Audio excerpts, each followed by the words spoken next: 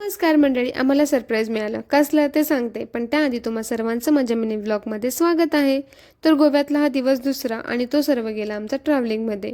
याचा पूर्ण व्लॉग ना मी यूट्यूबला अपलोड केला आहे आणि याच्या आधीच्या रीलमध्ये पण मी सांगितलंच आहे. तर अशी खूप सारी ट्रॅव्हलिंग करून आम्ही खूप दमलो, पण भुका पण तेवढ्याच लागल्या होत्या. म्हणून बॅगा हॉटेलवरच टाकून आणि फ्रेश होऊन आम्ही पहिली जातोय पेटपूजा करायला. पण हे सर्व बघून ना अर्धा थकवाच दूर झाला.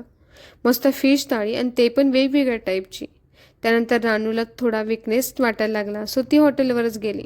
पण आम्ही राहतोय त्याच्यासमोरच बीच आहे, सो बीच बघून माझा पूर्ण थकवाच निघून गेला.